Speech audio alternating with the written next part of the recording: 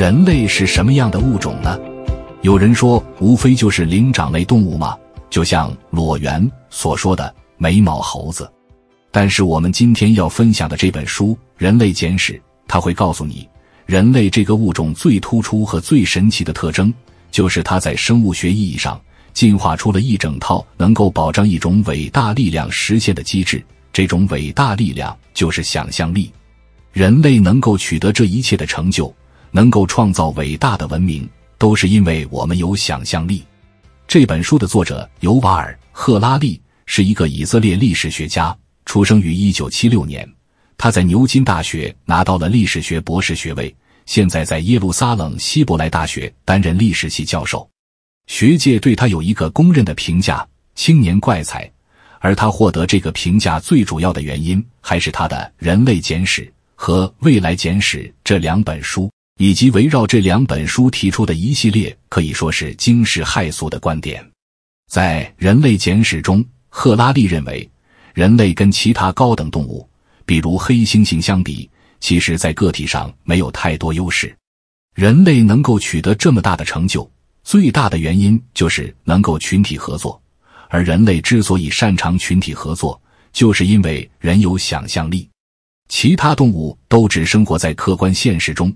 但是人却可以同时生活在客观现实和虚拟现实这双重现实中，这是人类可以统治地球的真正原因。我相信现在你已经对这个青年怪才有了初步了解，现在我就来为你介绍《人类简史》这本书的基本体例与结构。你看一下《人类简史》这本书的目录就知道了。这本书总共分为4个部分20章，第一部分讲解认知革命，第二部分讲解农业革命，第三部分讲解人类的融合统一，第四部分讲解科学革命。从这个目录你就可以看出来，赫拉利观察人类历史最重要的线索就是革命，而且是最宽泛意义上的革命。它意味着从认知到技术生产，再到社会组织的各个方面最根本的变革与更新。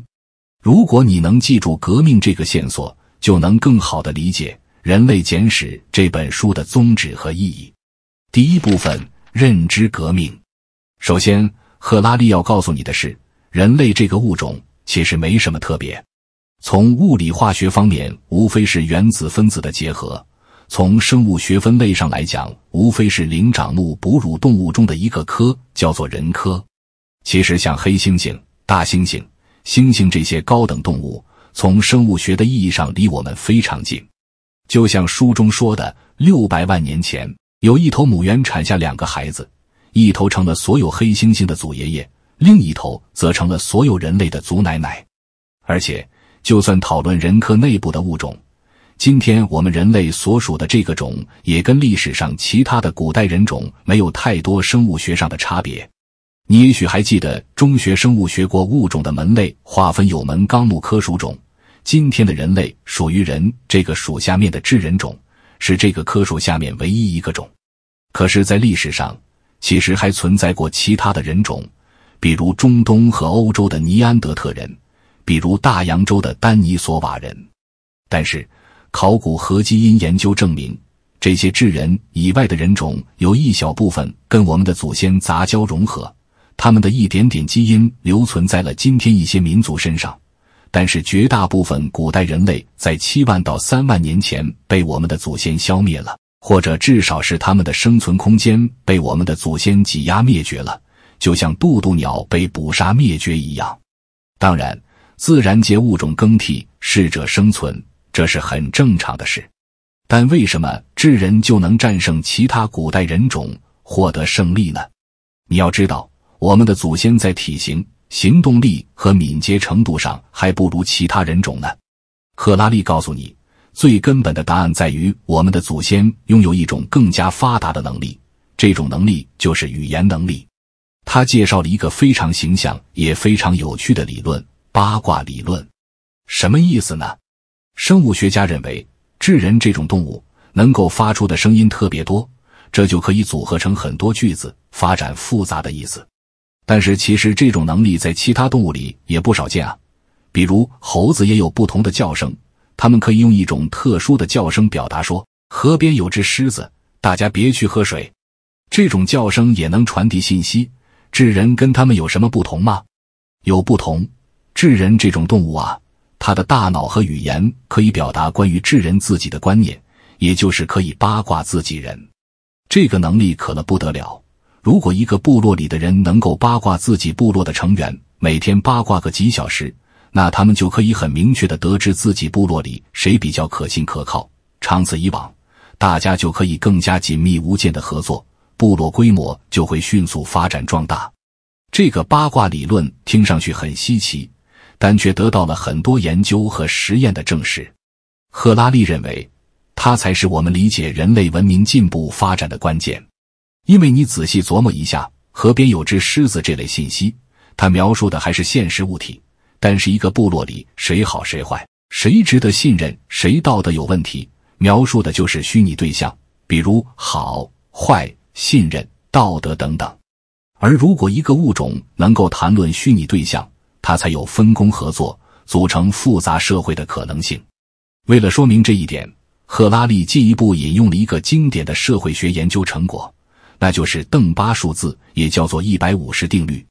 根据这个定律，如果一个团体只靠个体和个体之间的八卦交流来维持，那这个团体的最大规模就是150人。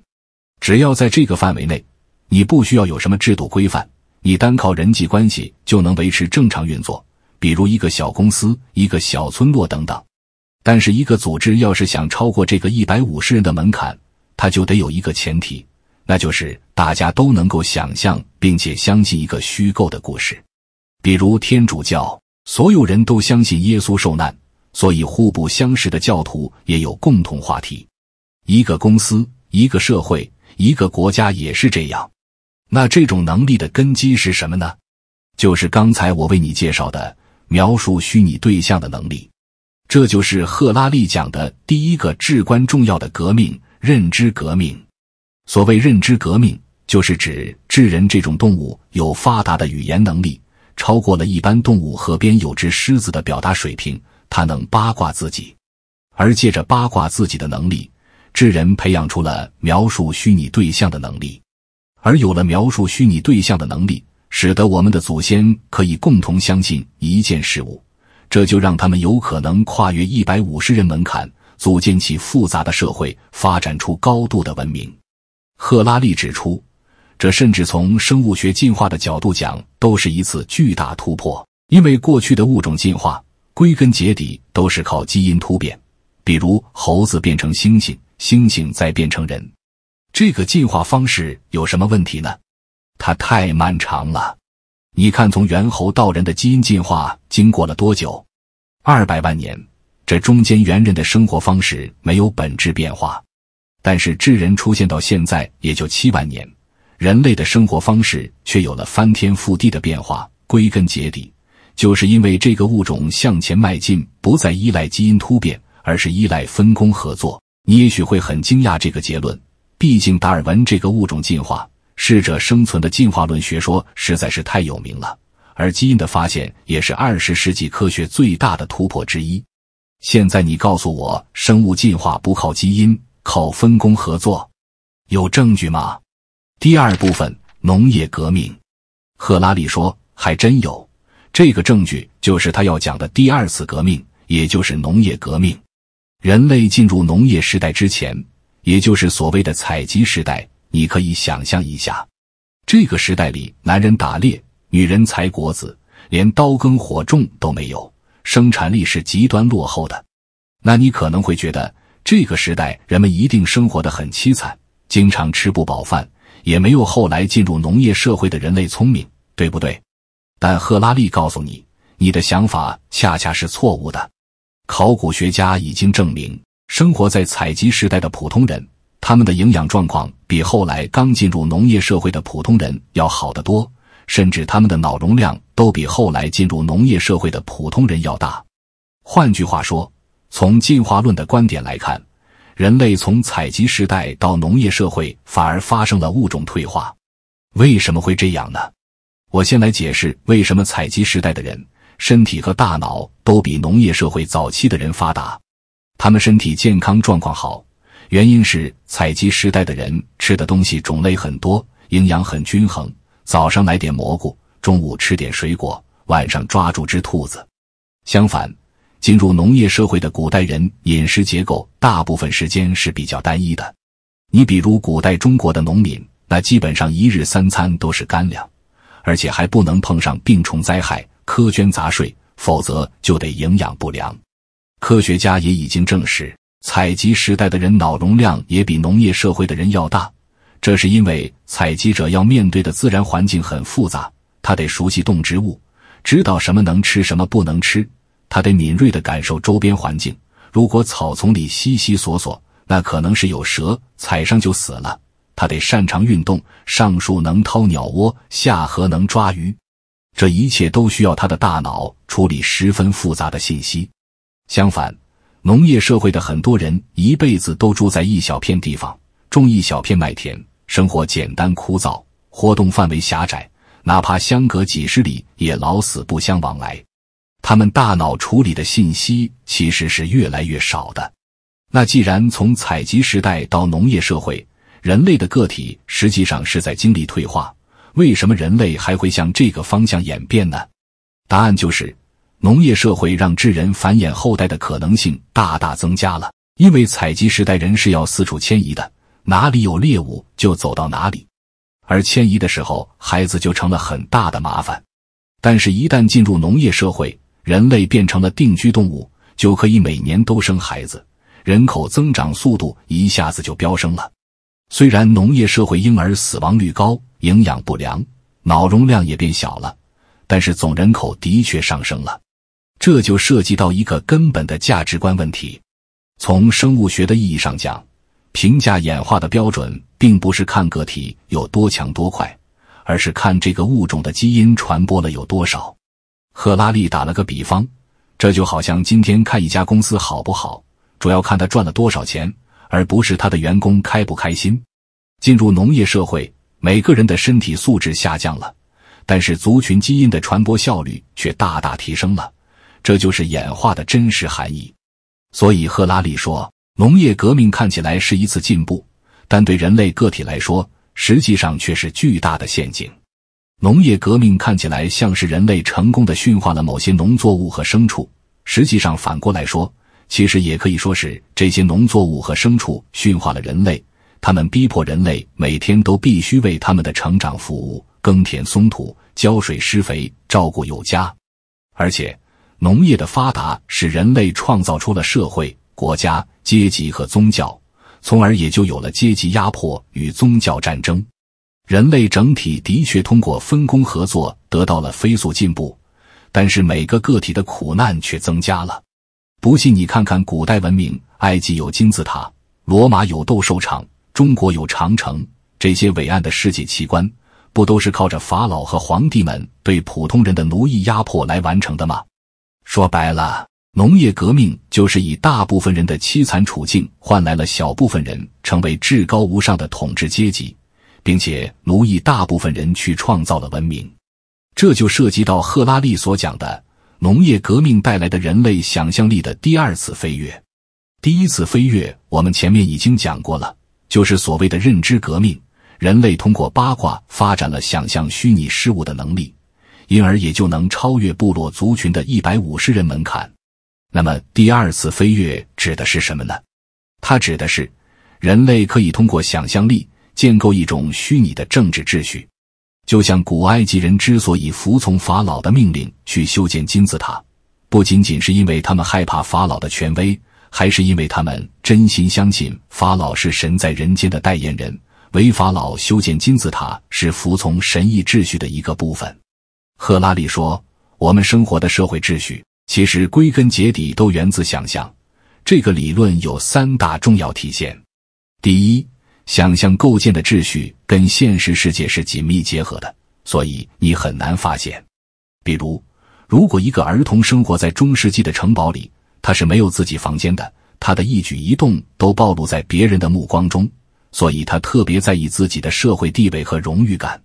但是现代社会孩子都有自己的房间，所以他会培养出一种个人主义信念，他觉得不用在意别人的目光，活出自己的价值就好。这种价值观信念跟人对自己居住环境的安排其实紧密捆绑在一起，你很难说是谁导致了谁。第二，想象的秩序塑造了人的欲望。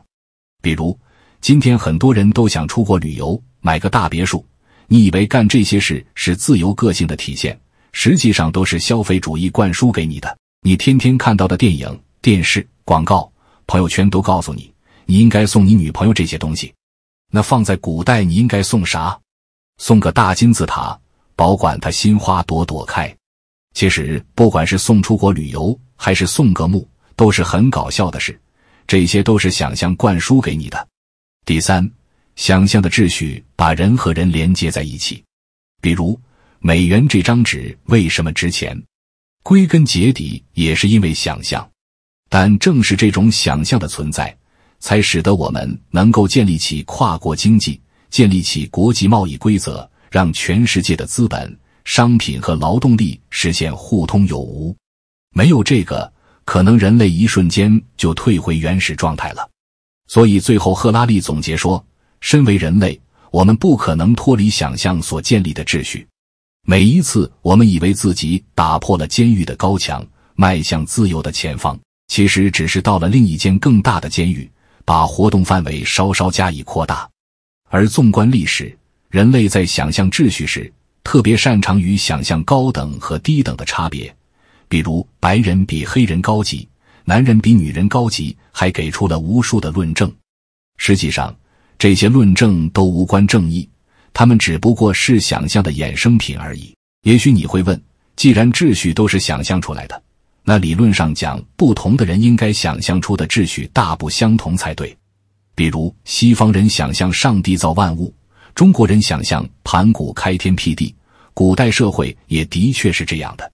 但是今天我们面临的全球化时代，又该怎么解释呢？是因为全人类恰好想象到一起了吗？第三部分，人类的融合统一。赫拉利认为，从公元前1000年开始，出现了3种有可能真的让全人类恰好想象到一起的秩序，让人们相信全球同胞有可能在一起，由同一套规则管辖。这3种秩序分别是金钱秩序、帝国秩序和信仰秩序。咱们先来说金钱秩序。金钱为什么有这么大的魔力呢？赫拉利说，因为金钱制度有2大特点：万物可换，万众相信，而且前者归根结底依赖于后者。你可能还记得中学政治课本讲过的政治经济学观点，金钱本质上就是一般等价物，但赫拉利会告诉你，这个理解还不够本质。金钱的本质在于，它是有史以来最普遍也最有效的互信系统。它跟宗教的最大不同就是，宗教只有自己信，而金钱人人都信。你相信它能换物质财富，我也相信。就算我们互不相识，不清楚彼此的人品，但光凭这种信任，也就是你付了钱，我们就能展开合作。第2种秩序是帝国秩序，说白了就是暴力秩序。这个也好理解，金钱的逻辑谁都懂，刀剑的逻辑也是谁都懂。但是帝国不仅仅依靠暴力统治，它同时传播统一的法律、文字、语言和货币，乃至共同的文化。而且多数帝国的精英本身也相信自己是在为了所有帝国子民的整体利益谋福利。赫拉利特别提到中国，古代的天朝中国就认为自己应该责备四方，广传华夏文化。所谓的天命不是为了剥削整个世界，而是要教化万民。正是有这样的信念，历史上的中国不管怎样陷入四分五裂，都会归于一统。而到了21世纪，赫拉利认为一个新的全球帝国理念正在浮现，它也许会进一步打破过去民族国家的边界，把全球人民纳入其下，解决一些共同问题，比如环保和发展问题等等。第3种秩序则是宗教秩序，或者说信仰秩序。其实信仰这种事情从远古时代就开始了。我们之前说过，我们的祖先智人有能力想象虚拟事物，他们自然会运用这种能力去想象一些真实世界中不存在的东西，比如鬼神，比如上帝，由此也就有了多神教、一神教、自然崇拜或祖先崇拜等不同类型的宗教。但是赫拉利想指出的是，其实很多现代社会的理念和价值观本质上也是信仰。比如欧洲近代早期的人文主义思想，它其实就是崇拜人性，把人性神圣化。赫拉利说，现代社会是反对酷刑的，也就是要对犯罪分子给予所谓人道主义关怀。这其实没法论证是好是坏，但是我们相信只有这样才能维护人类的尊严，所以我们才这么去做。社会人文主义也是这样，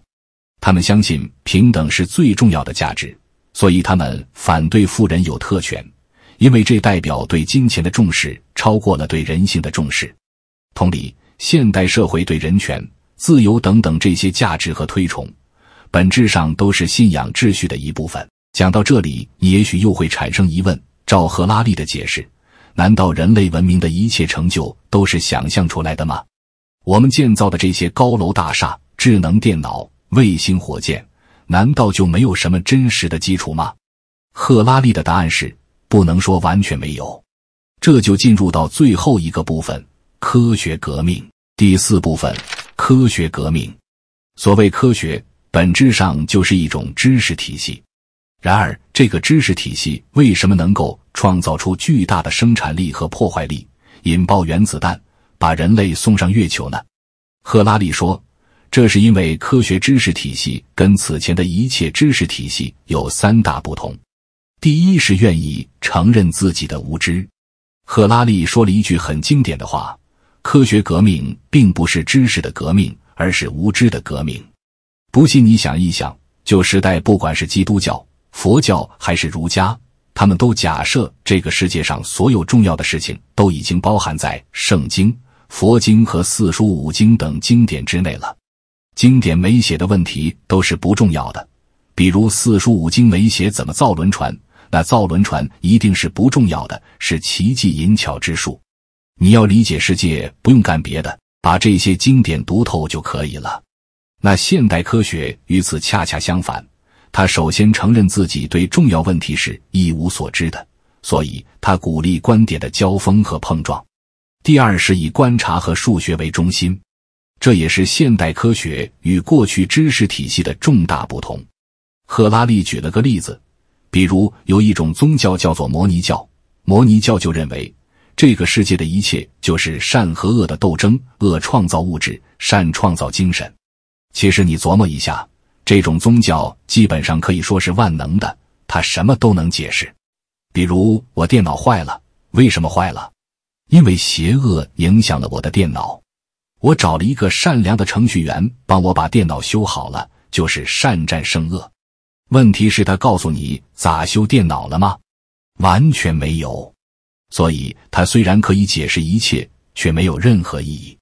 现代科学则是以观察和数学为中心，所谓观察其实就是验证。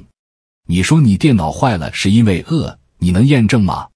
验证不了，你只能陷入循环论证。但是我说电脑坏了是因为主板烧了，换主板就好了，这就是一个可以被验证的知识。当然，现代科学可以继续运用数学工具来计算电流在多大程度上就会烧掉主板，从而建立起关于电脑损坏的一般规律和理论。第三是运用已有理论取得新能力，这一点也很好解释。古代社会的创新基本上是随机的创新，也就是在劳动过程中，偶尔有手工艺人发现这个工具这样改良效率更高，然后它就作为一套口耳相传的心得体会被记录下来了。但是现代科学却可以从已有理论出发，总结规律，向我们指明创新的方向，而不是靠手工艺人的灵光一现。但是科学革命也给人带来了新的想象方式，那就是大家都相信科学技术可以不断进步，人类社会也就能够不断向前发展。实际上，这个信念已经成为人类社会运行的基石。为什么这么说呢？你看，2016年，美国这个国家的负债已经有 22.8 万亿美元，说白了就是在借钱发展。但是你为什么依然相信美国有能力还得起这个钱，不会破产呢？原因就在于你相信美国的科技和经济实力会不断前进，而只要它未来能一直保持增长，这个债务游戏它就能继续玩下去。这也是所有现代国家和现代金融的本质。不过，赫拉利同时指出，科学革命跟历史上所有革命一样，它本身是人类想象力不断飞跃的产物，也会带来巨大的物质利益。但是，这种飞跃对于人类的单个个体而言，不一定是好事。首先，欧洲国家利用科技优势进行迅速扩张，给全世界带来了深重的灾难。保守估计，从1885年到1908年的20多年间，刚果就有600万人死于殖民统治。其次，科技飞速发展造成了全球范围内贫富差距的迅速增大，而且落后国家追赶先进国家的难度越来越大。根据测算，今天非洲和印度尼西亚的劳工赚到的食物还没有500年前多。所以，全球经济增长也许也是个巨大的陷阱，它实际上让更多的人活在饥饿和困乏中。总结，人类简史用一种物种研究的视角来纵览世界历史，勾勒人类进步发展的本质。说白了，我们这个物种就是一种同时活在想象和现实中的物种。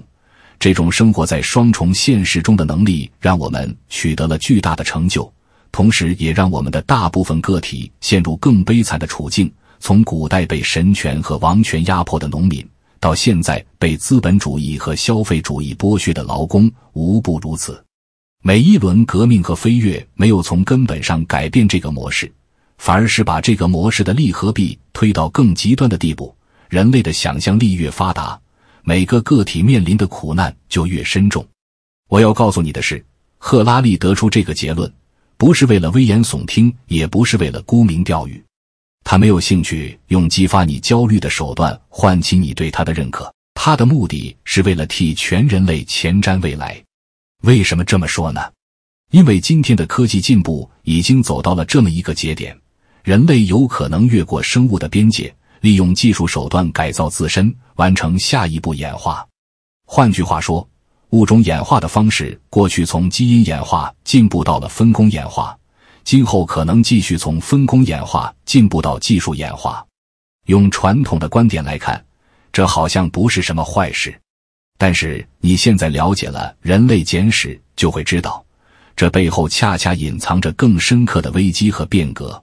再重复一遍，赫拉利的观点是，每一次革命和飞跃的背后，都隐藏着人类个体遭受的巨大苦难，这一次也不会例外。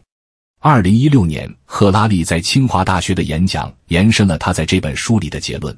如果人类中的少数群体真的能够用技术改造自己的身体和心智，成为永生不死或者记忆力如同电脑一般的超人，那么阶级不平等将会扩大为物种间的不平等，届时大部分人的苦难也许比历史上数次变革时期的苦难更为深重。